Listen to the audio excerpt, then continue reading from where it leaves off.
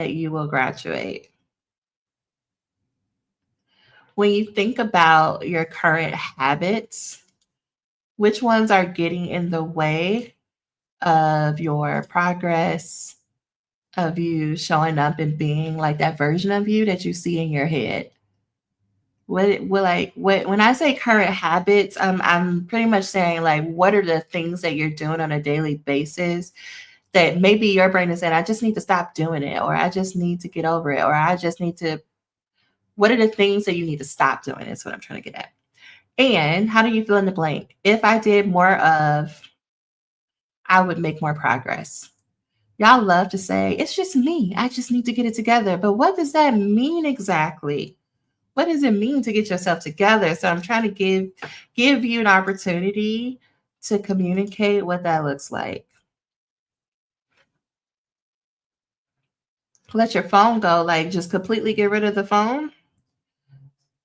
Man, the apps. It's the if I'm not taking pictures of the baby, I'm scrolling on Instagram, checking email, knowing I got 10,000 emails. I ain't looking at that email, but I'm scrolling through it to see if there's anything I need. But my phone. Yeah. It's that mindless thing. It's like, oh, I need to do something with my hands, and then the phone's there. The way when TikTok went out, the way I kept like clicking, I was like, oh, it doesn't work. Why do you keep trying to click the app? Like it's gonna, that's how I knew I'm on it too much. If I did more writing, I would make more progress. What are some steps you would have to do before the writing? Like, what are the things that you would need to do that would get you to the writing? Let's back it back a little bit. Okay. Oh, wait, this is going fast now. Current habits, negative thoughts, and procrastination. If I did more short, focused bursts of work, I would make progress. If I had a better vision of my end goal, I would make more progress. Ooh. What's a short, focused burst? Like how you be like, no, not how Chris makes us like get straight to work on the Write With Us sessions, and you got 25 minutes to figure it out. Would that help? Yeah, like the Pomodoro, but really like 2-hour chunks. I think that's pretty good. 2 hours. Several Pomodoros within 2 hours. Yeah. It's good to know. Yeah, I know that my sweet spot is like 2-hour sessions in a day. I know that if I go like to 3 or 4 hours, that other session is not happening. And if I do more like 3 or 4, I probably won't write or do work for the rest of the week because I didn't give myself enough breaks. That's what I've learned about myself, paying attention to my habits. My advisor stories of how long it took them when they say it took them a year. I am not against their story. It's theirs. I just want to hear cheers go forward from them. I don't care about your story. So I know what I want to do. When they say it took them a year, are they saying that the entire process took them a year, or where you are, like getting to the proposal defense? No, they took how long it took them to collect data. Oh. So, yeah. But I mean, it's different in the sense of my advisor's research area was Korean American adoption stories. So that is a bit different than what I'm doing. I mean, I am doing interviews, but I'm just hopeful. So but I mean, that's what they say. And I can't remember what Dr. Travis's timeline was for himself, but they're always like, it could take longer. It could take longer is what they said. So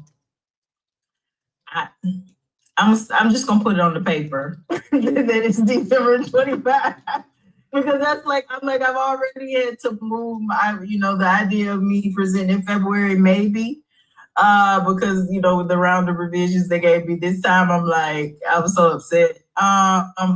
Like that Sheldon meme where he screams and breaks the and breaks the whiteboard is how I feel. So it's like, well, I'm still hoping for February, but I'm not sure. But it's just their stories. I know they're sharing because I think that's a part of what their experience is, and that's what they've done, but it's like, I don't want to hear it. I'm like, don't say that. Like, well, it took me, because it's kind of like when you tell people something and they tell you the opposite. It's like only supportive comments, because I internalized everything. So just don't tell me those. Keep your comments to yourself. Keep them to you. If you can't say nothing nice, then just don't say nothing. How about that? Wait, are you on the beach yet? I know I keep asking. Not yet. Okay. Are you at home? I am. I'm at home. Oh, so that means, I mean, I know it's Thursday, but I forgot to ask you on Sunday. So did you make Sunday dinner, and what did you make? I made this they call it, I made it my version of a burrito bowl. So it was just basically, I had some ground beef with fire roasted tomatoes and zucchini and garlic, and I put that over with some leftover chicken broth, because I didn't have beef broth, and I cooked that, and then I put it over some rice, and it was good. I made some cornbread because I had the soup, and it was like maybe 2 pieces of cornbread left. So I ate that. This is why we gonna have an event, and you just gonna do the cooking, because every Sunday you just have enough spoons to do this. Meanwhile, I'm like, ooh, sir, you want a turkey sandwich again? Because yeah. You know, in my like dream life, I'm a domesticated princess, is what I think. Okay. let me work on my focus. Okay, y'all. Burnout is emotional. Like it comes down mostly to an emotional obstacle. If you are going to be someone who stays ahead, who's consistent, who's that disciplined version you have in your brain, it just essentially means that you are someone who is willing to take the right action, whatever that means at the season that you're in this process, that you take the action repeatedly, consistently. I know repeatedly and consistently are the same thing, but like some of y'all, me included, okay, no shade, some of us will take the right action repeatedly in one day, in one working session, but we won't do it over a longer period of time because we're exhausted, because we did so much on the first day. We call ourselves working smarter, not harder, and then we just completely used up all our energy. Burnout happens when you no longer have a strong enough reason to keep taking the right action repeatedly. Like you no longer know why you're doing it. You no longer see that it's working. It doesn't feel like you're making progress, is what it comes down to. And because you've been showing up every day and you're like, I'm doing a thing, but it doesn't feel like it's working, your brain goes like, so what's the reward? If there's no reward, why would I keep doing this? This is painful. Why would I keep showing up to a writing session when it's not getting me anywhere? Why would I keep trying this same topic? Why would I keep trying to write this same chapter if it's not working? If I keep submitting it to my chair and they just keep telling me, okay, keep going, keep reading, you got it. And you're like, listen, okay, I've been doing this for months. I'm over it. Who needs another degree? I don't. I got 2 of them. That's what I used to say. I got 2 of them. What's the third one? Because I don't need it. The Trader Joe's is down the street. You know what I'm saying? With good benefits. Costco. I could make 6-figure at Costco. I don't need this. Gonna need it. I'm gonna talk about, y'all know how I feel about favorite white man, James Clear, okay? I love this book. So good. When you have probably more spoons than capacity, you definitely should read it. Maybe listen to it. Don't read it because it's a textbook, okay? Listen to it. But you got to have some spoons because it's dense, okay? There's a lot happening. But I just wanted you to know where I'm pulling today's information from. He said, you do not rise to the level of your goals. You fall to the level of your systems. Our overachieving selves, with all our degrees and accolades, we love to set a good goal. The harder, the better. The sexier, the better. You said you did yours in 3 months. I'm going to do mine in 1 month, Because we think that if I set a high enough goal, then it'll motivate me. I'll be more motivated, right? We say things like, I work better under pressure. Somebody told me once the other day, like, I work better in a pressure cooker. I said, I don't know if I like that imagery, but I mean, all right, I get where you're going. But he is saying your goals don't matter. It's just like you put the address into the GPS and you never look at the address again. You just follow the instructions that the GPS provides to you, right? In the same way, the goal is just meant to be written down to give you a direction to go into. But where you're going to spend most of your time and attention is focusing on the route to get there. Other way of saying that is to the systems or the habits required to get there. But if you're only focusing on, am I going to make it by May? Am I going to make it by December? You missed the plot, is what James would say. What's the difference between a goal and a system? Right? The goals are the results you want to achieve, right? I want to graduate by May 2025. But just because you want to graduate by May, what does that mean for you today? What are you supposed to do tomorrow? What are you supposed to do next month? That's where your systems come in. The systems are about what are the process? What are the steps I need to take in order to get to that goal? So what are your habits every day, every week, every month that will get you to graduating by the date you listed in the chat? So an example of a system is the scholar planning routine. I hope that you have noticed by this point that the entire Finish Your Dissertation Institute is about giving you systems, right? I'm giving you systems to organize your days, your weeks, your months. I'm giving you a process to follow, to read, to put words on a page, edit those words, to talk to your chair, to figure out the research process. These are habits or processes that you can take with you even beyond the doctoral process. It's because most of us, if not all of us, are somewhere on this neurospiciness spectrum, and systems is what's going to get us to the other side of goals, not like trying to fit somebody's like ideal version of what it means to be a doc student. I'm going to go on a soapbox for 2 seconds. Okay. People will be like, oh, they'd be yelling out all these things that you need to do as a student, and it don't make no sense. Write every day. You should know all the researchers and the top researchers in your field. You should be connecting with people and making meetings. Like they're giving you a list of shoulds and things that you're supposed to do as a doc student, but no one tells you how to do that. How do you make all of that work together? That was my frustration. And then when you say that, I don't know how to do all of that. Well, that's for you to figure out. You the doc student. You the one telling me to do it. Okay, I'm off the soapbox. Okay, I'm gonna get back onto my slides. Okay, you are what you do. You are already a consistent person, full stop. Sit with that. Whatever came up for you, sit with that. You are already a consistent person. You have habits, you have routines, you already have systems that you do every single day. Right? Maybe you somebody who brush your teeth while reading your emails before going into work. Maybe you like Chris and you make Sunday dinner, you meal prep. Maybe you attend church every Sunday. Maybe you have a practice and you scroll TikTok every night. That's me. You just may not like your current habits, routines, and systems. Your current habits, routines, and systems may not be the ones you need to get you to the goal, to your graduation goal. They may have been helpful at one point, right? It may have been helpful at one point to read before writing. Right? It may have been helpful at one point to take out a whole Sunday, 4 or 5 hours on a Sunday and just read and write. That might have worked really well in undergrad. But if it's not working now, it doesn't serve you.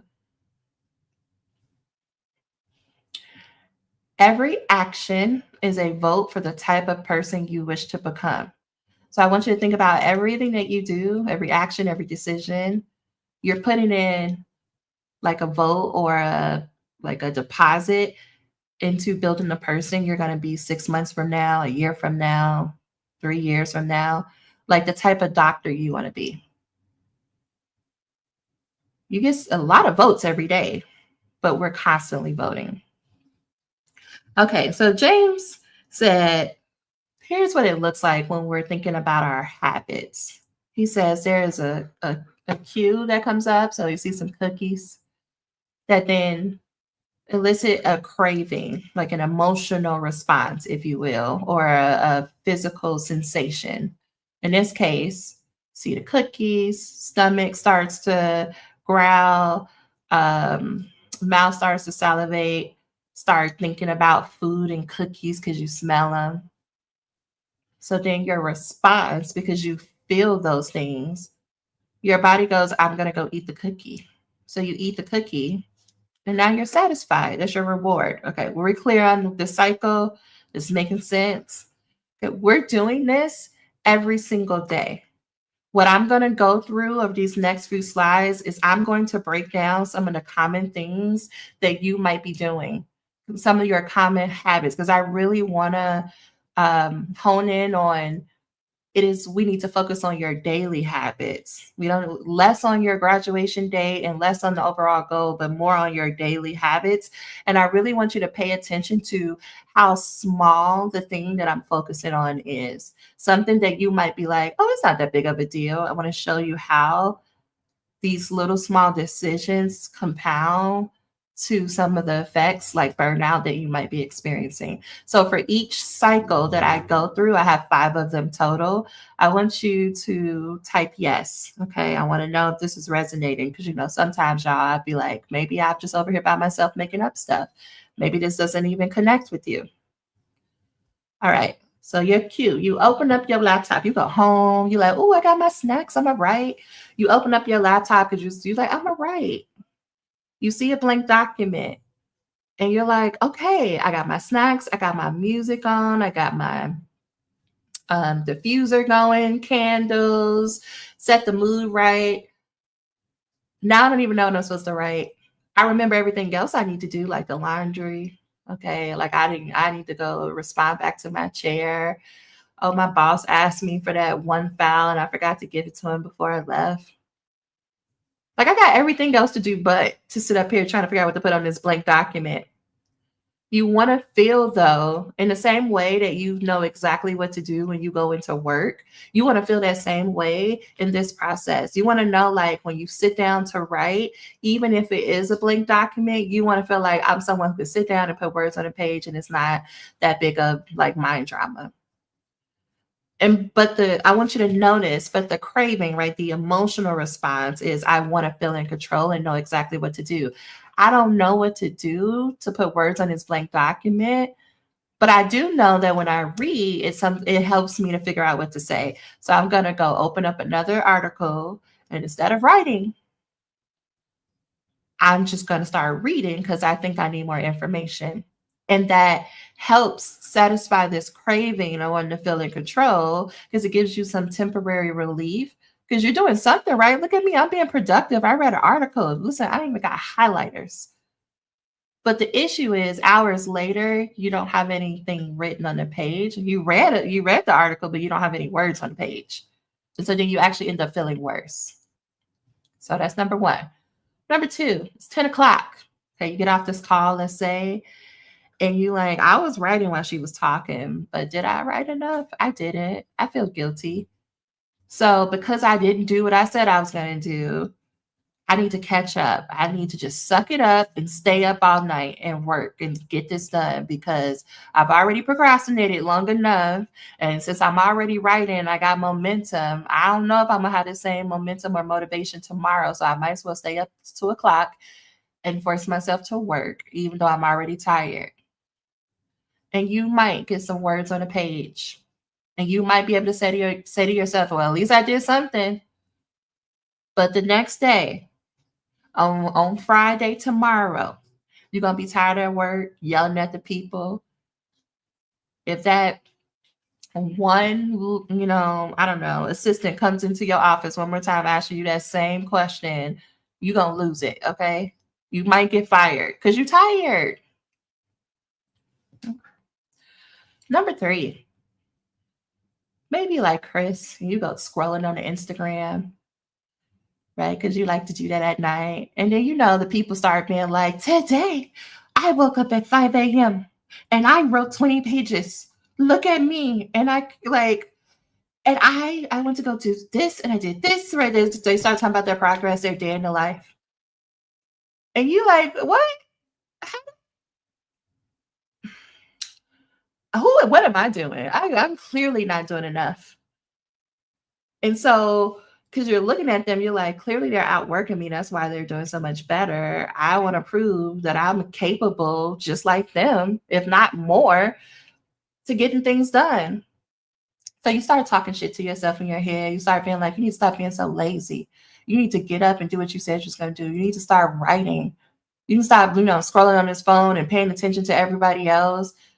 Do you even have what it takes? Like, do you even think you can do this? Like, why are we still doing this? Right? You start going down that whole spiral. And in your rumination, in your avoidance, it helps you to get relief from what you just saw on Instagram. I want you to hear me. Not all rewards are like how we typically think of like a gold star. Sometimes the reward is the anxiety. Sometimes your rumination is better than feeling like you're failing. So I need you to realize that the back of your brain, the one that's responsible for your habits, it doesn't put a moral value. It doesn't think of things like as being good or bad. It thinks about things of like, you keep doing this, we need to be efficient. Let me just make it a habit. It's not determining if it's a good habit or a bad habit. It's just like, it's a habit. Put a 1 in the chat if you're following me with what I'm saying. It's not about, your brain doesn't think of it like, oh, you're doing a good job. Your brain is like, no, my good job is the fact that I'm efficient at doing the same thing over and over. So if every night at 10 o'clock you scroll on Instagram, then that habit brain wants to get more efficient at you scrolling at 10 o'clock at night. Right? Before, you used to set a timer for 10 minutes.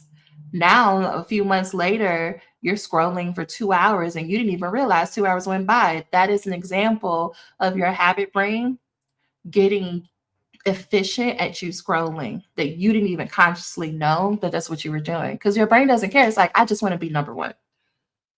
It's just going in a different direction. Thank y'all. Okay. Next cycle, you open up your dissertation or wherever section you're working on. You're like, now Dr. Lacy done told me to write these shitty drafts or these shitty paragraphs. I can't turn this into my chair. This ain't good. My chair gonna tell me to go find me something else to do, rewrite it. And so then you're like, I'm gonna start editing, but you get stuck on the same paragraph and you keep editing it over and over. And then now you down the rabbit hole of reading articles because you're trying to find the perfect citation. And you've been doing that for hours. And while that one paragraph or that one sentence, it looked real good. It looked good though. It looked like you keep reading it because it looks so good.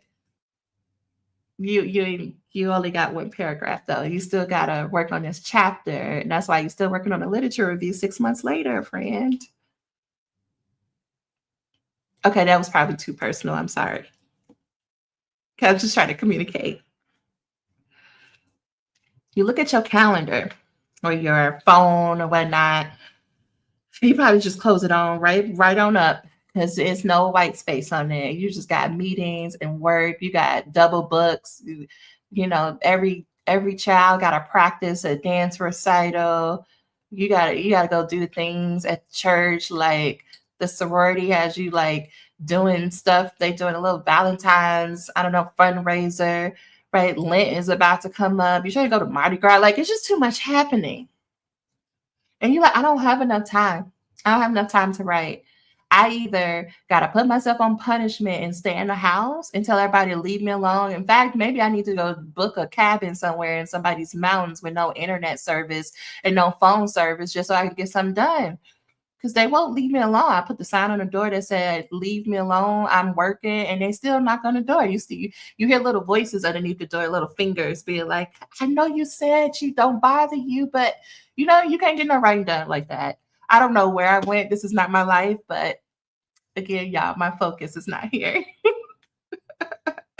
So then you're like, okay, I'm just going to write later because I need a big block of time. And I know Dr. Lacy said I could do stuff in 20 minutes or 30 minutes, but she don't know. It taking me 30 minutes just to figure out the right seat. Okay, the right table at the Starbucks.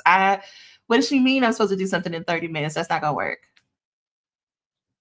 So when you tell yourself, I'll do it later, I'm good at this. I'll be like, oh, I'll figure it out later. Oh, I got some time on Thursday. I'll do that.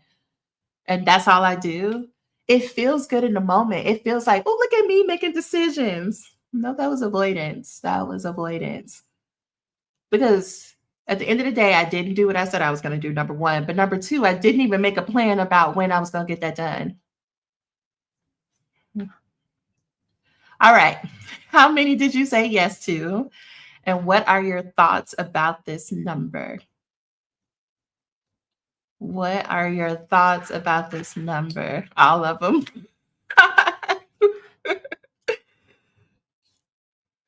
Yes. Hey, Antwada.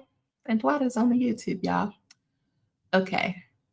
How many did you say yes to? And what are your thoughts about it?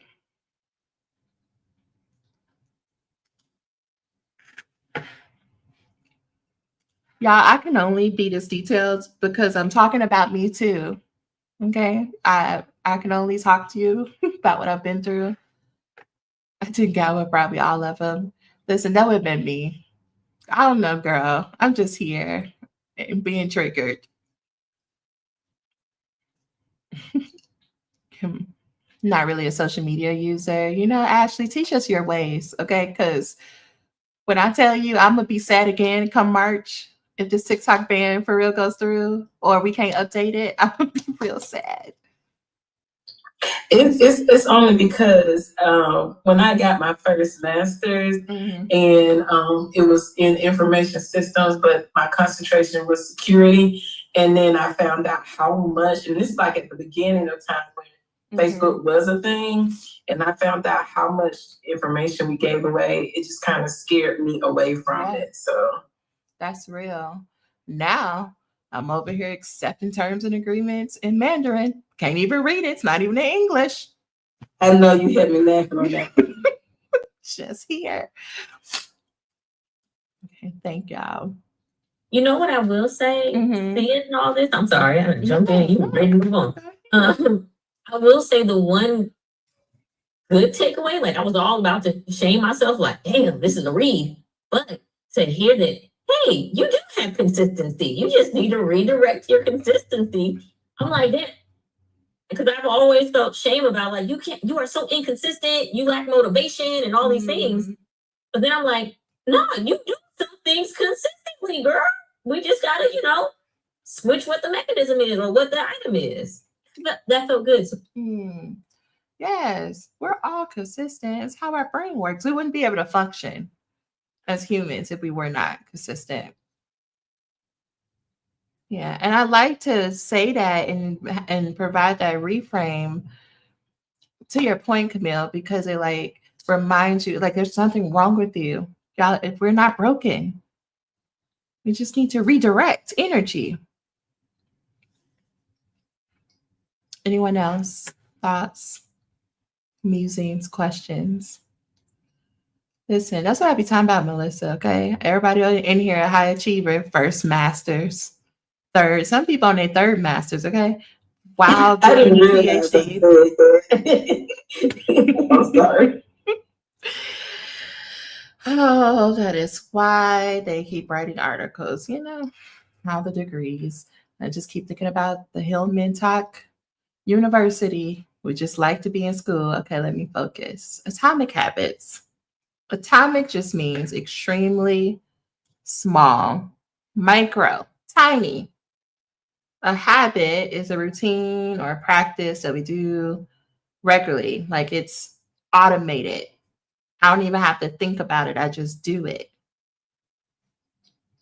Right? Sir, every time he goes to a door, he don't even think about it. He just freaks out because he's afraid of doors. It's not conscious. So when you atomic habits, it's like, what is a very tiny, small routine or practice I can do consistently?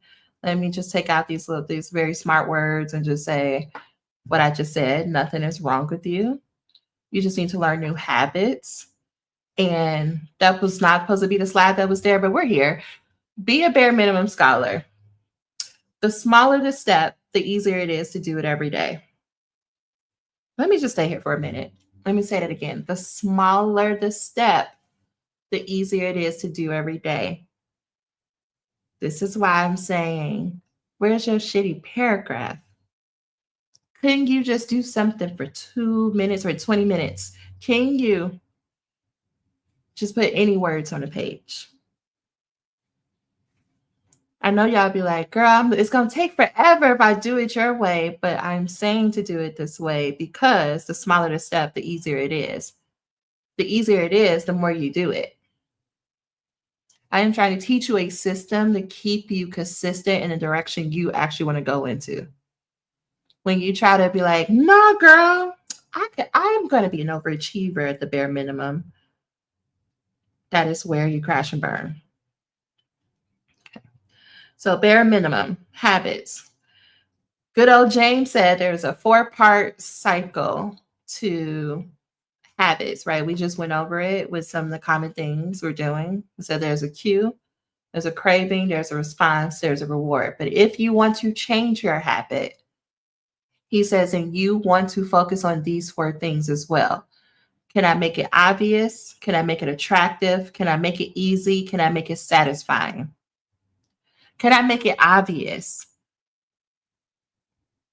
This is why I say a lot about put up Post-its, make your weekly plan, take your weekly plan with you, come to the calls, right? Because if you're here, even if you showed up tonight, and for those of you on YouTube and Instagram, I just interrupted your Thursday night. You didn't know I was doing this. I didn't tell nobody I was going live, right? But I'm making it obvious. I am forcing you, right? I'm putting it in front of your attention, right? We're here on Thursday. Even if you just came here to listen to me, you had no plans to do anything. You're not trying to write. You're not trying to work. You just turned me on in the background while you're doing bedtime, or you're cleaning up your kitchen, or you just laying in your bed. You're making it obvious because you pulled up the Zoom. Now we need to make it attractive. How can you make the thing that you want to do? So how can you make writing attractive? How can you make meeting with your chair attractive? Right? Danielle's like, I got chocolate. I don't know what your system is for the chocolate, but I'm assuming if you write something or you do something every so often, you get a piece of chocolate. Is it like once you're done with a transcript? Yeah. Make it attractive. How do you make doing the thing that you don't want to do attractive? I like to say, how do you gamify it? How do you make it easy? Like, how can you make it as easy as possible? Remember, I said you talk to yourself like a 3-year-old. How do you make it easy as possible? So we don't need to write 3 pages. We just need to write 1 shitty paragraph. We don't need to, I don't know, even force ourselves to type or write. We could just open up the voice notes app and just speak into the voice notes and let it transcribe. And then we upload that transcription somewhere and edit it. How do we let it be easy? And then how do we make it satisfying? I asked you to identify up to 15 micro tasks every Sunday, because when you start crossing things off, it's satisfying. When you can come on Sunday and say, oh, I did everything on my list, that's satisfying. But if you only have 1 thing on your list because you say you're going to work on chapter 2, well, that's a huge thing that you probably won't even get to cross out for months. But if you said, I'm going to find 3 articles about critical race theory, and then you go find the 3 articles, you get to cross it out. And if you, like me, you start adding things onto the list just so you can cross them out. Because I like it. Okay. So again, I'm going to go back through those same 5. And this time, I want you to pay attention to how it's the same situation, but I'm slightly tweaking it. I want you to think about, based on these 5 scenarios, what is 1 thing that you can adopt this week? Like 1 thing, either adopt or like reinforce for yourself. Okay. So again, going back to, you open up your laptop, you see a blank document, you're like, oh, I got all these things to do. You want to feel in control. Instead of going to read another article, we're going to pull up a piece of paper and we're going to brain dump a to-do list. We're not about to do the to-do list, but we need to give our brain an outlet, right? Because your brain is over here swirling around all the things that you need to do, right? Your brain is like, you got the laundry, you got to go grocery shopping, you got to schedule the kids' doctor's appointments, right? Like you got to go, schedule to do your taxes. We get into that season. Plus you got to meet with your chair. Oh, you need to go pick up the books from your whatever. Just put that all on a piece of paper. Whatever you think you should, could, would do, you put it down on a piece of paper. And then you take a breath. And you say, ooh, that feels good because my brain is empty. And then you select one task, one thing. This is what we do, right? In the 10 pages, 2 days writing retreat, you take one thing. And you say, this is the one thing I'm going to focus on. But we don't just start working. We then say, okay, if I was going to delegate this one thing to my research assistant, remember I talk about this analogy of you have an undergraduate student as your research assistant, and you have to make a list of instructions for them that they can go complete on their own. And you want them to be able to complete this without asking you any follow-up questions. So if you're going to task them with this one thing, how can you break it down in such small steps that they can do it on their own? Because I need you to remember what it's like working with 18-year-olds. If you don't have an 18-year-old or you don't regularly work with college students, let me tell you, you need to break it down in the most micro of steps. Otherwise, you're not going to get what you're asking for. So how do you do that for yourself? When you do that, right? Like, let's say that one thing becomes 5 or 6 things. So let's say you were going to work on the theoretical framework of your literature review. Instead of saying work on the theoretical framework, your task for your research assistant would say, find 3 articles about the theory. Read those 3 articles. Write 3 shitty paragraphs. The first paragraph is just describing what the theory is. The second paragraph is describing the major tenets or parts of the theory. And the third paragraph is how it might relate to the overall dissertation topic. A shitty paragraph is 4 sentences. That's what you would put on a note for your research assistant. And then you would hand that over to them. Why? Because looking at that detailed list, I know exactly what I need to do. And so when you do that for yourself, you know exactly what to do. You know where to start. You know what to do in what order, and you can get to work in 60 seconds or less. I'm asking you to take 10 minutes to do this part so that you can do what you said you wanted to do initially at the writing session.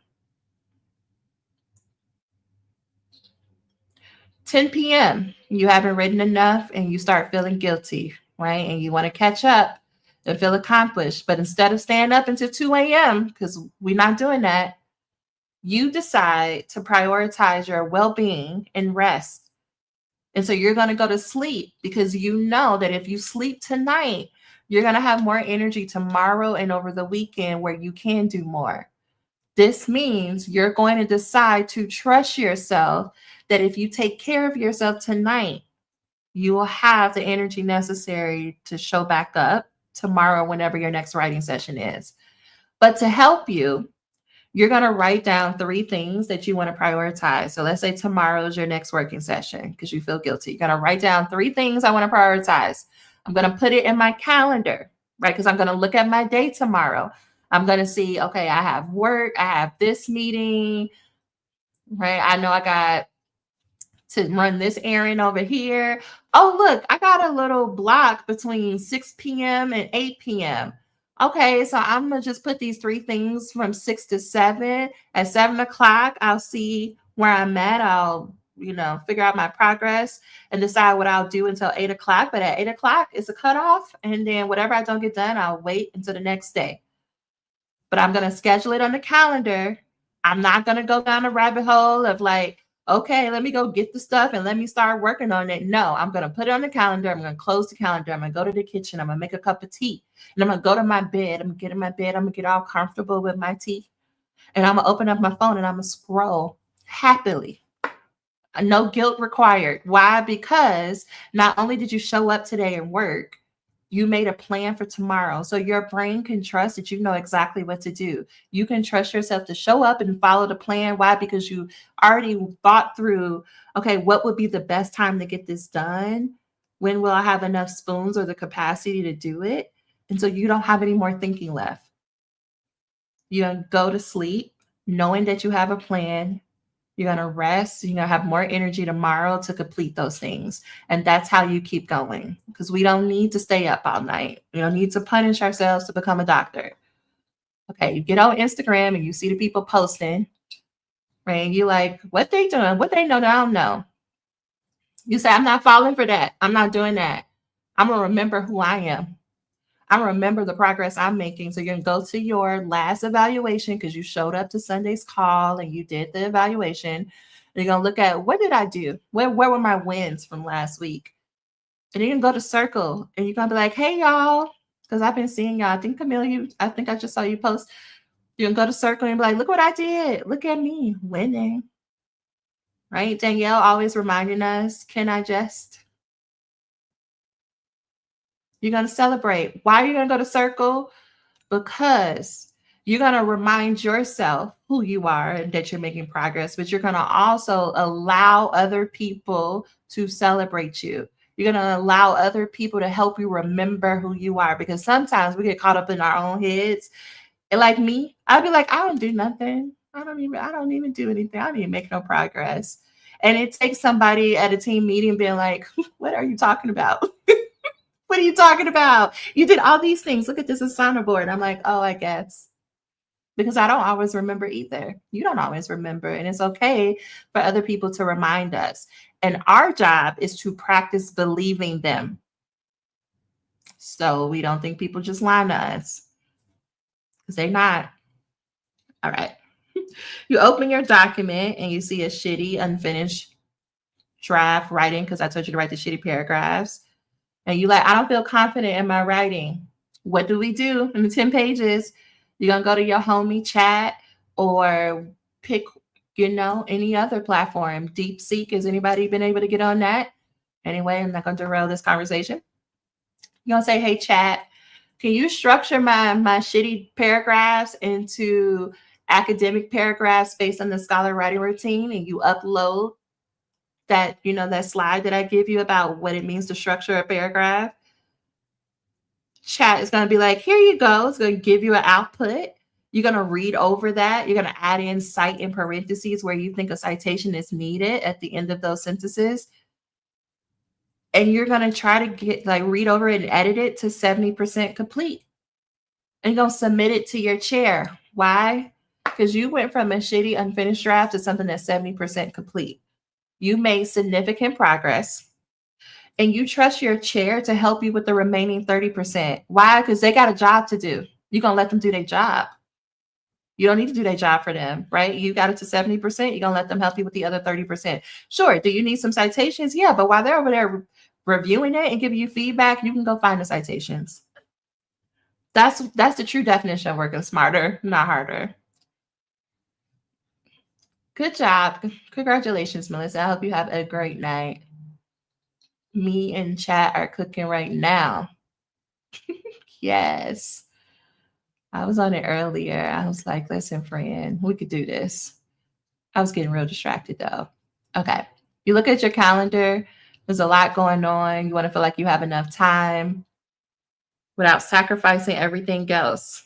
So you come to the next planning session on the next Sunday. You complete the scholar planning routine and you leave with a detailed plan. That includes having time for your dissertation, for your family, for other things, being outside in the garden, cooking elaborate meals and saying it like it's not an elaborate meal, Chris. Like you got time for all of it. Traveling across the country, see partners, having fun while making progress. That's not what I wanted to put here. Y'all, listen, I swear I look at these slides and I'll be like, look at me. Okay, tell me any thoughts, any takeaways from this, like how I redid these slides. What are you taking away that you want to try this week? I think was my prompt. What stands out to you from this set of its cycles or examples? When I wrote this out, I made it look like a cookie. You made it look like a cookie? It's over here on my whiteboard, but this adding that extra layer, it makes so much more sense to like, I've heard you go over the atomic habits thing, but adding this cueing thing and reflecting back on how I've already incorporated this into my existing plan, like it's almost a meta-analysis of what I've been doing, and it makes total sense. Like, kind of thinking of me with exercising, right? Like, it's something as simple as putting the clothes out the night before cues me in the morning when I get up to, okay, they're your clothes, go do your workout now. You know what I mean? And like making it that simple for myself, such a little thing, it makes sense why I've been more consistent, right? So this just adds another layer of like, okay, I see how everything's making sense. Yeah. I put my medicine by the coffee cups because how I get myself out the bed is I promise myself I can go downstairs and get coffee. And so then I'm like, oh, the pills. And so I take them. And this is something that what you're mentioning when I'm mentioning James Clear calls habit stacking, that if you can take something that you're already doing consistently or something you already like, and you can combine it with something you want to new, that you want to adopt or you want to reinforce, you're more likely to do that. So yeah, sleeping in your gym clothes to get up and work out is real. No, Camille, stop it, girl. You already do deadlifts all the time, lifting those kids up. I don't want to hear nothing about you doing no exercise. And then you're pumping, like that's a whole arm workout in and of itself. Girl, give yourself a break, please, okay? Please. In between the kids, though, when I tell you I don't do anything, like I gotta get stronger so that my daughter doesn't push me over in the store. My 4-year-old pushed me over in the store last week. It was literally in Ross. And she just hit me. And I was like, oh my God, it fell into a mirror. So Mom needed, I didn't do some weights. She probably caught you off guard though. Yeah, but we're live, right? I didn't mean to share that like that. They can't see you, so they can hear your voice. They just can't see you. It's funny. What did you say? You said, oh, okay. I love the idea to put 3 next steps on my calendar for the next day so I can go to sleep in peace. Yes, because most of our anxiety is just like, don't forget, don't forget, don't forget. And when you could put it down, not only if you could write it down, that's good. If you could put it on a calendar, great. Right? Because now you're telling your brain, not only am I not going to forget, but I also have decided when I'm going to do it. So I don't even have to make the decision the next day. It's like planning ahead for what I already know will happen. So I'm armored in changing the habit until the new habit can become my routine. Yep. That usually has me spinning and then I cannot sleep. So it's pointless. Yes, I'll even open up my notes app in the bed because getting out of my bed, I'm not doing that, but I will open up the app and be like, I'm going to do these things at this time. And sometimes it's just like, I'm just going to brain dump out. If I'm really I don't have it, I will go to ChatGPT and like say, I'm gonna brain dump to you all the things I want to do, make a list for me. And then it makes a list. I noticed that when I write 3 intentions for work before I wrap up writing for the night is helpful. Oh, I love that. Perhaps because it lets me cross stuff off. See, Chris, you get it. The power of crossing something off. I love a good thing that I can cross off. I love it. Thank y'all. Okay. I was going to say to Chris too, and to everybody else, I think we get a better sense of sleep too.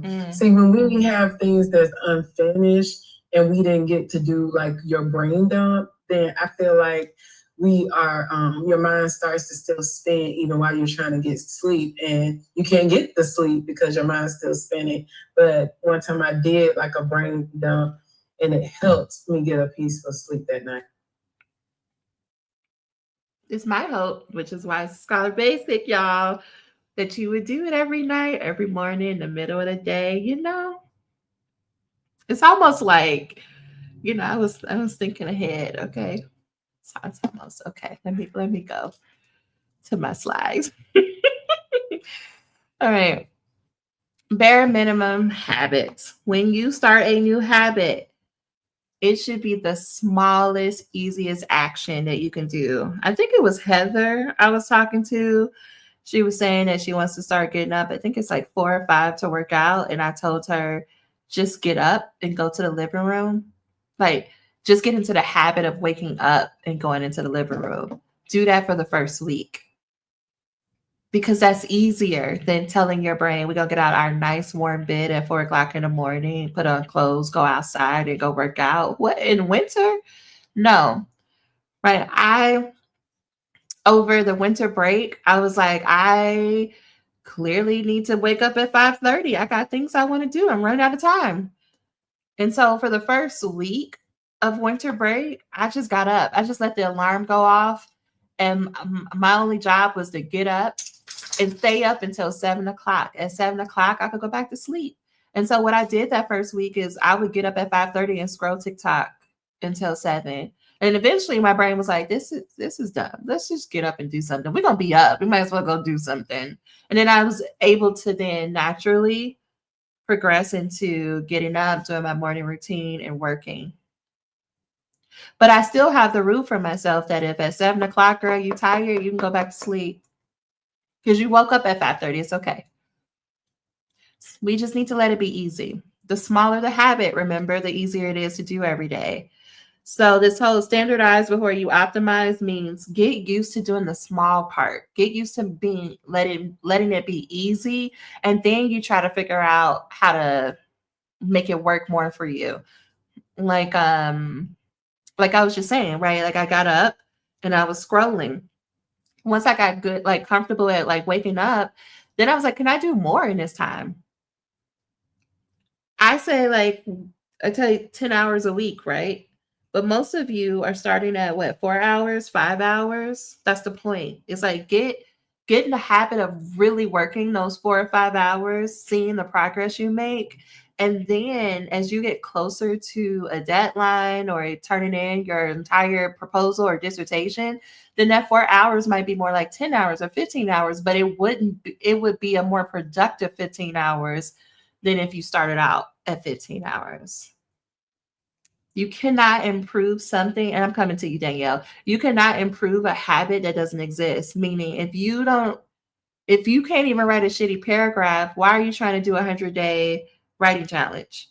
If you can't show up and do a shitty paragraph, what does adding more days and a harder goal mean? Nothing. You're just setting yourself up.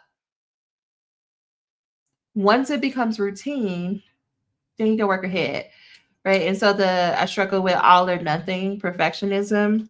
You have to remind your brain, because I'm letting it be small and easy is why I'm going to be able to do it.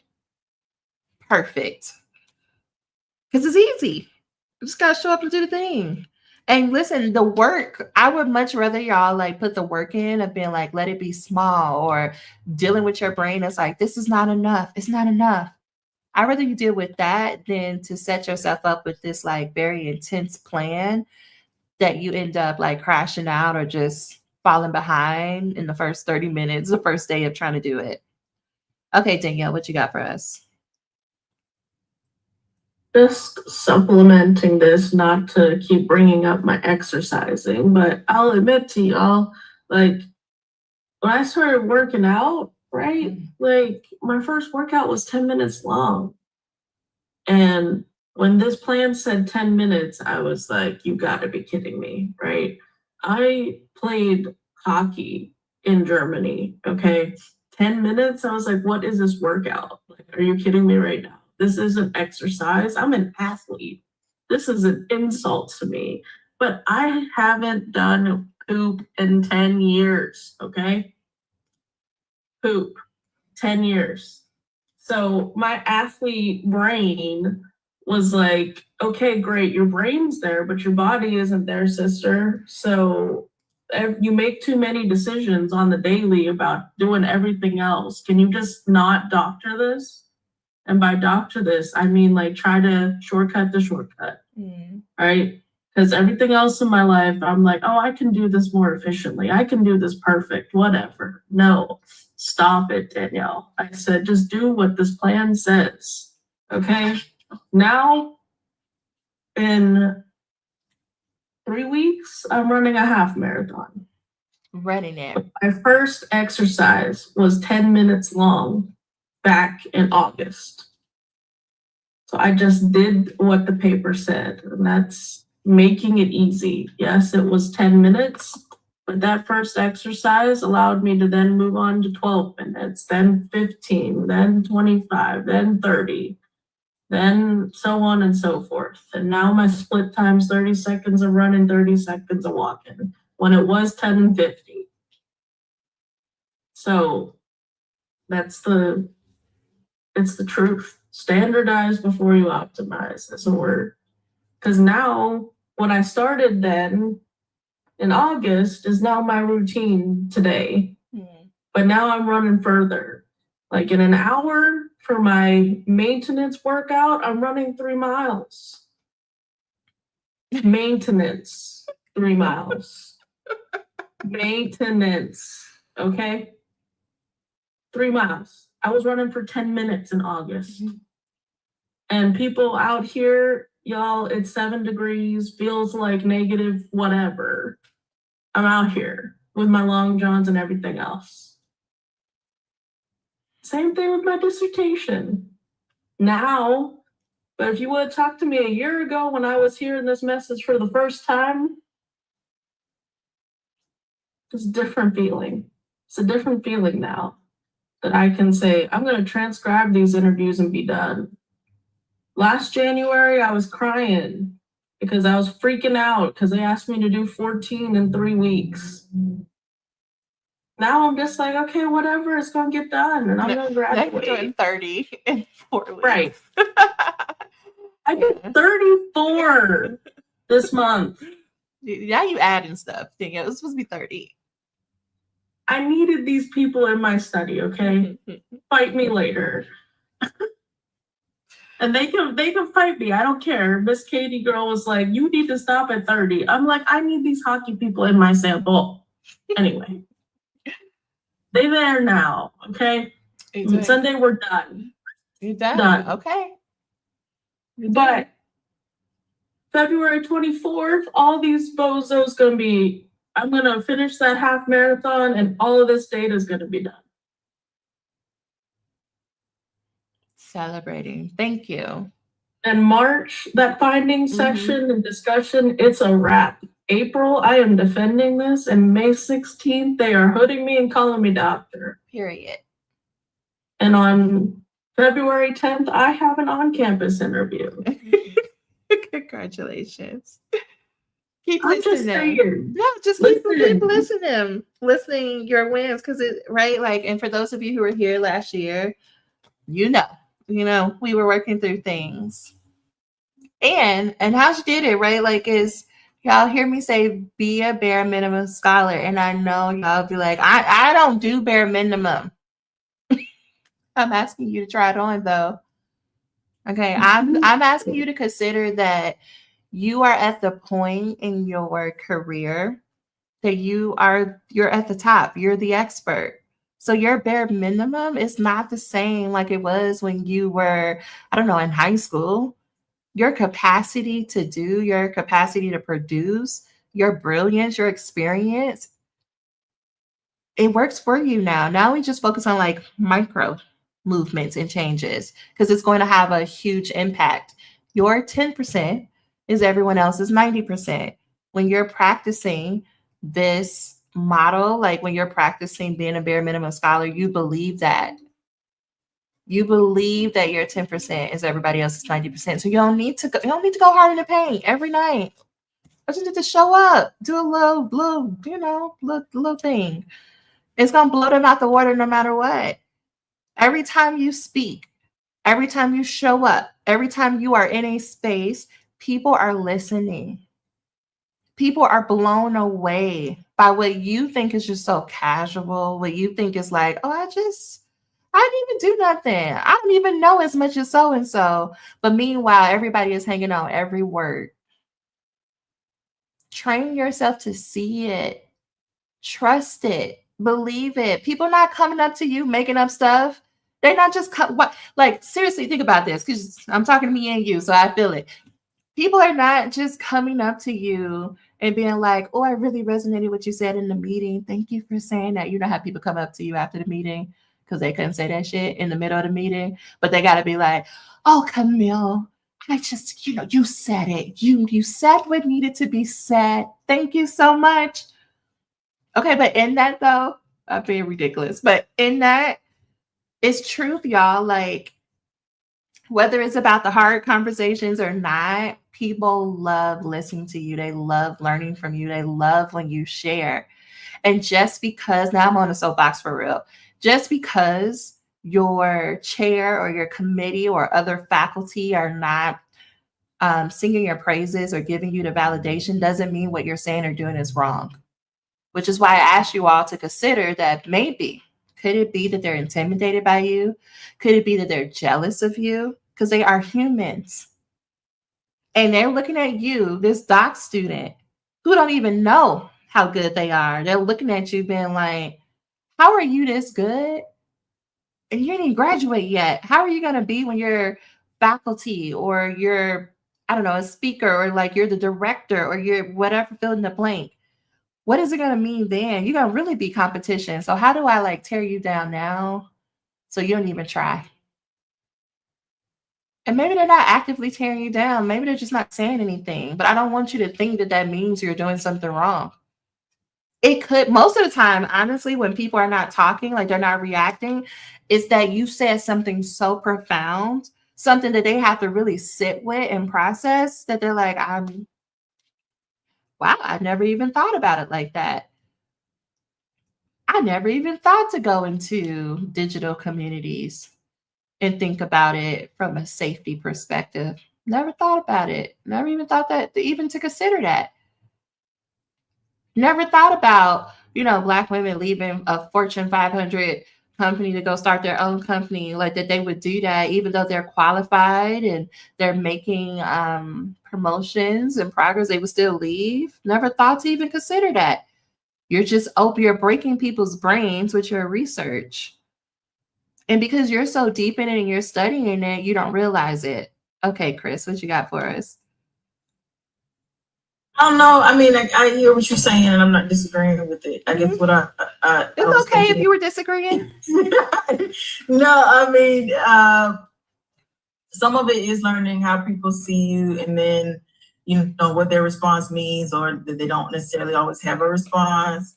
But I was just thinking about the experience of being in the, they read your latest set of revisions that I had, and also seems some parts of it seem like the projection of their fears that come in the room too, because they were asking me about like, well, with Trump's executive orders saying that there are only two genders or different things that affect like NSF grants or NIH grants. It was like, yeah, those things are absolutely happening. Mm-hmm. And they're concerned about their own grants, like that they have, like, will they still be able to get funded for whatever it is that they're studying? And it's like, then you're here too. I'm here doing this study about Black trans men in digital, environments. And so it's like, they're asking me, well, how will that affect, do you think IRB will call them vulnerable populations? I'm like, well, historically, they've only said pregnant people, incarcerated. I don't know if they're adding other people, because I'm still in the process of filling out the IRB. So I guess we're gonna all see together, because I really don't know what they're gonna say. I've applied for IRB to do interviews before. They were academic people, but the reality is nobody really knows what's gonna happen until you actually submit the application and wait to see what they say. And I'm not necessarily getting grant money to do this study, so I don't necessarily have to worry about that. Mm-hmm. But, considering that even without Trump's administration, much of my identity is contested. Which part? that's been the way that it always is. So I don't know how I really answered that. And so it's just like, I don't know how you combat that in the room, because it's like, yeah, I hear you. I'm not negative. I'm not saying that people's fears about all these different executive orders and how they affect people are real. I hear that from actual people that are working with community organizations and the like. Yeah, we still gotta live. We still gotta figure it out. It's unfortunate. It means it's added PTSD to your daily life, but to be Black, that's unfortunately the way it always is. Ain't nobody ever fixed it, so I don't know what to do. I think that's why my brain is I'm still there of like, what are they saying? Because you like, hello, what? I'm gonna do what we always do when we're okay. If this comes back as like, okay, vulnerable population, they're gonna ask you what resources, what are you doing to take precautions? My hope is that IRB responds and asks you how you're going to ensure the protection of the identity of the individuals and making sure that there's no links, right? But that's what came to my mind more than, like concerns. And to your point, it is a projection of your committee's fears because they are human and they have so many uncertainties. And it's also calling attention to their original discomfort with your topic to begin with. Right. It's just exposing what they already felt. And right. So it ain't got nothing to do with you. That's my point. And like what you said, like I've been in this body, like nothing new. Because nobody ain't got no answers, right? Like this doesn't even make sense. It's not even real. But no one has answers. It's like we don't know until you submit the IRB. Like, why are we having this conversation? Approve this so I can move on. I'm speaking for you, Chris. That's how being an anchor translator. Okay, I'm gonna say this again. I know I'm all the way.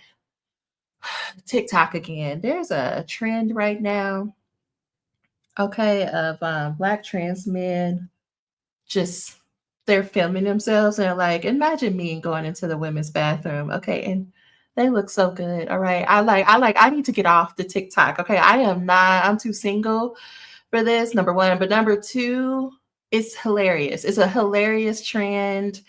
And the people are not handling it well on a TikTok. So I don't know. I thought about you because I was like, you incorporate that some way as data and yeah, I've seen a lot of those. I was like, those are hilarious. I was like, no, you can't. See, this is why they can't ban it. All right.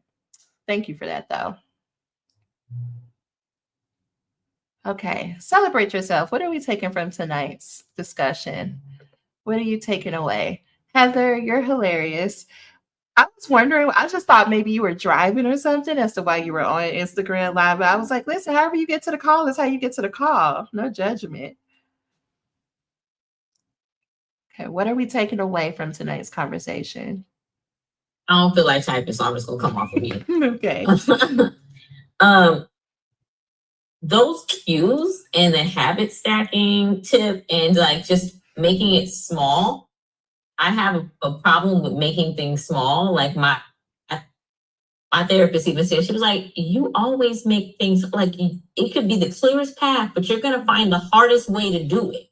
I was like, because, I was a kid that got a lot of spankings. Like, it was like, if it's not hard and going to run me a spanking, yes, it don't make sense. And that means I'm doing it wrong because it has to be hard for me. And so you just saying like, just start by if you could just get out of the bed and walk to the living room. Like that was a huge deal for me because I'm going to have 15 steps to whatever thing I'm trying to do. So I like to think about it like, what's small for me? Right, I've given up on trying to make it what would be small for other people. This is about what would be small for you. Because the way the trauma is set up, listen, there's no way. There's no way we could do it small enough the way that other people think about it. So what's small for you? What feels very easy for you, even if it wouldn't feel easy for other people? It's to be honest, it's kind of like the habit that I've made up now. It's like when the baby wakes up at 4:30, right? It's not only get up, make sure the baby's taken care of, but immediately go into pumping. And while I'm pumping, open the laptop and start writing. Mm-hmm. When I actually can do that, the day goes great because I might finish and wrap up by 7 a.m. And then I could take a midday nap, that mid-morning nap, and don't wake up again till 12. And I know I've already written for the day, like I've accomplished something for the day. Yeah. And that's when everything runs smooth. But for some reason, I still feel guilty taking that mid-morning nap because I'm like, nah, girl, you could have wrote more. But I'm like, what you did. What you did. And that's the reward to the 4:30 session. I think it's just like rerouting the brain. Because sometimes I will get there too of like, I can't relax. I'm supposed to be doing something. And I'm just like, no, we did it. See, you checked off the list. And that's where the evidence comes, which is also why I like having a list. Because I'm like, no, I did. And sometimes, I'm going to be real, I have to go back to that list multiple times because my brain will be like, are you sure? I'm like, yeah, look, it's crossed out. Right there. That's still the hardest thing for me though, is being okay with relaxing. Like I've had several people over the last 3 weeks say, you don't know how to relax, do you? Like you're relaxing, you're still working while you're relaxing. And I'm like, but this don't feel like work. It don't feel like work. This is what's relaxing for me. But yeah, I don't know how to just sit. I mean, okay, I'm gonna go on a gray line here. Why are you just trying to sit? Is that like, if you can get, or the times that you can get yourself to just sit, do you find that to be relaxing? I don't, but people keep telling me I need to sit my ass still. What's relaxing to you? To be honest, it's probably right now that I've been in this program, it's reading journal articles and figuring out what the fuck people are talking about and seeing or watching my K-dramas or scrolling on Instagram. Probably my K-dramas are like top. Right. This is where we have to be clear, right? Going back to like what's your easy, not what other people's easy are. Like if sitting down is not relaxing, then it's not relaxing. What if that gets to be okay? Even if other people think it should be the thing. Because I mean, we don't keep it all the way real. Like when most people are like, you just need to sit down somewhere, they're jealous. Okay, whether they are intending to be, whether it's conscious or not, you're holding up a mirror to them. And they're like, you're always doing something. Oh, is that your unconscious talking? Because you have things that you want to do that you're not doing. And so you want to tear me down so you can feel better about your decision of not going after your dreams. Like, I'd be like, get behind me. Okay, because I had the same reaction come in when she said that. I was like, ooh. Yeah, I don't feel like sitting still is not for me. Like that's when my head gets loud. Yeah. And then I'm just like, it's too much going on. Let me focus on doing something that I want to explore and get with. Okay, well now that made it different when you said your head gets loud. Right. So if it's hard to sit down because the voices start going, right now we've entered into the next level of mindset work. Seriously. Part of why I tell people, especially if you coach me privately, you're going to hear me say, oh, I'm going to put this plan in place, but I don't expect you to really complete the plan. I'm more interested in why you don't complete it. I'm more interested in what's happening up here. So if you go to rest, right, and there's voices, it gets really loud, you got to tune in. Because that has been there for a very long time. It's been circulating and it's used to you not responding. But it's like, how can you create something that's easy in a system to listen? Because the more you listen, the less intense it will be. And it won't be as painful to sit. So yeah, it goes back to that list that we talked about earlier. When I sit down and rest, it's like, oh girl, but you gotta make these doctor's appointments for the kids. Oh, didn't you say you wanted to work on these scripts for the podcast? You gotta record all the podcasts and set a schedule for them. All right, when are we gonna plan to do that?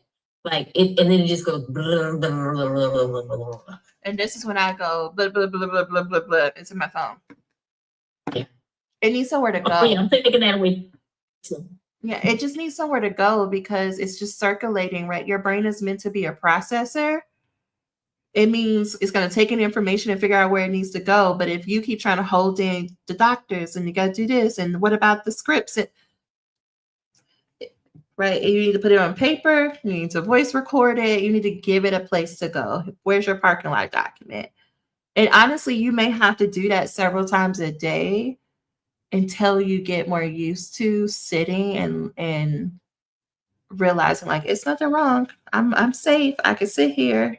Nobody's mad at me. And then you might have to like verbally remind yourself, no one is mad at me. No one is coming to yell at me. I did what I said I was going to do today. I brain dumped out everything else that needs to get done that I'll do during my next plan.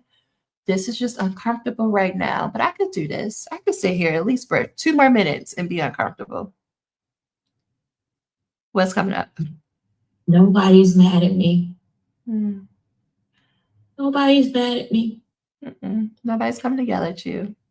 That feels like 7, 8, 9-year-old Camille hiding in her rooms so she doesn't get in trouble. Yeah. For being loud or doing too much. Yeah. We'll take a moment on that. Okay. That's real, y'all. It's real. The reason why I talk about so much about the emotions is because most of us, if not all of us, we're not allowed to have those emotions growing up. You just had to work. You always had to be doing something. You always had to look like you were busy. And so there's no room. You can't be sick. You can't not feel like, don't you ever dare whisper the words, even try to utter the words, I don't feel like it. Right? Or you're tired or you're sleepy or you're hungry. Right? Like what's important is, did your schoolwork get done? Did you clean up? Do something to be productive. You can't just be laying around all day. Right? Imagine as a little person with all the emotions in a little body, like all you had to learn how to stuff down just so that you could appear productive. And while on one side, it didn't give space for emotions, on the other side, it means your capacity to do and produce is much higher than others because that is what you practice the most. This stage of life now becomes about, how do I practice allowing my emotions to be? How do I allow myself to be uncomfortable or to get lost in a K-drama or to get lost in a book or a TV show or scrolling for hours? This is why I love to make sure in my examples I'm giving y'all that I say, yeah, you're scrolling. You're doing things that you think are a waste of time because this is about learning the muscle or building the muscle of that's okay. There's nobody here now. I'm grown. There's nobody here to yell at me. I'm allowed to do these things. Okay, let's take a deep breath. Blow it out. Heather, are you breathing? I'm like, is your chest moving? Like, wait, are you breathing? Oh, I actually stopped breathing because you hit a note there. That was crazy intense because like that's I'm what, 3 generations? I think I'm generation 4 from slavery. My daddy's grandma was a slave. And so we were always having to do something. But if you looked like you weren't doing anything, you were lazy. And so I'm one of the most productive people I know. And my family, they're like, oh, I hate when it's Christmas break because all these damn projects are coming up. Yeah. That mom or wife want me to do. My honey-do list is real. And so that sitting down and being quiet, like Camille, no. Yeah. But then I am learning though that I cannot work until I'm just exhausted because I'm not getting anything done. So it's like, as I'm an English teacher, I watch my students, I'm like, well, you got tired at the end of this, didn't you? Mm-hmm. And then I'm reading my own work and I'm like, oh, I was tired at the end of this. Now I got to go back and do it again. And I hate having to write it again. I already know I got to write it again, but that having to do it again because I've worked until I'm exhausted. So I have just recently, like I had some